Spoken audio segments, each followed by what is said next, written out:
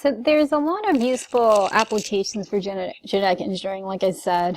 Primarily what we're concerned with are the medical benefits that we get from genetic engineering.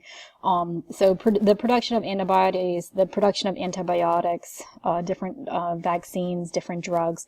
But there's some other things that can be used for genetic engineering, such as the enhancement of agricultural products. That have been genetic engineered or genetically modified. A lot of people are kind of anti modification of certain agricultural crops, but sometimes when you think about it, in a place where they don't have where the environment's not very conducive for a specific crop, such as like corn, to grow, through genetic engineering, you may be able to tap into a method that could be used by adding new genetic material that enables that crop to flourish better in a very deranged environment. So there are some positive and negatives.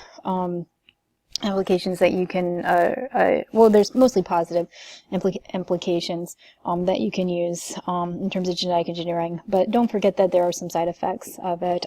People are also very kind of weary when it comes to genetic engineering, but we want to make sure that we use it for the benefit of society. One example that we have is that of insulin production. With insulin production, what you can do is you can take a bacterium and you can integrate a gene that codes for the production of insulin. And once that gene codes for the production of insulin integrates itself into the bacterial DNA, the bacteria will start to replicate profusely.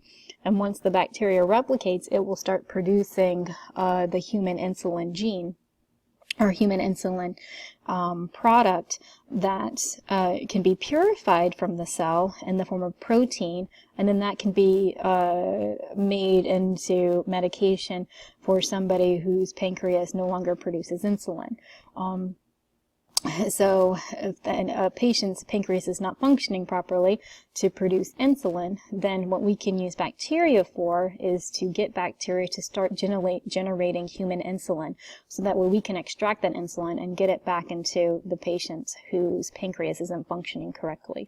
So that's one example of how human insulin can be produced and used in genetic engineering to enable it to assist in saving patients whose pancreas are not able to produce human insulin anymore.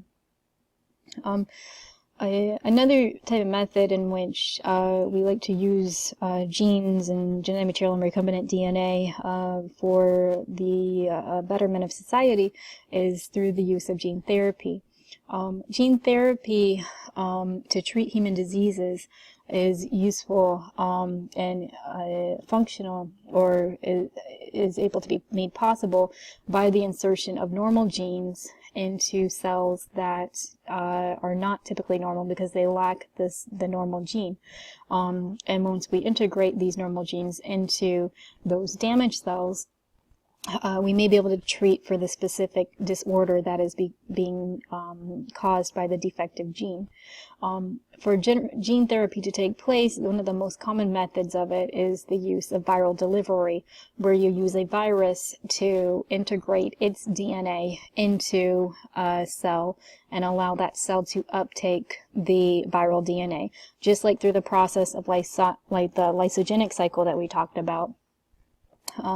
So specific viruses can be used to target the DNA of specific cells for this purposes. So we're hoping that one day or someday gene therapy can be used as an alternative approach to using drugs, which can contain chemical elements that could lead to mutations or lead to a lot of side effects on a patient suffering from something. So we're looking at treating a lot of diseases this way, such as sickle cell anemia, cancer, cystic fibrosis, autoimmune diseases, as well as heart diseases. So there's a lot of potential here for gene therapy. And here's an example of a gene therapy diagram where you essentially have cells being isolated from a patient. The virus is manipulated so that way it doesn't reproduce. It's just going to be a lysogenic virus, and then the gene gets inserted into the virus. And once the virus has the gene encoded in it, then that's going to get altered, and that's going to be added to the patient's cells. And once added to the patient's cells, then hopefully this viral recombinant DNA will integrate in with the patient's genetic material, or those cells that were isolated from the patient.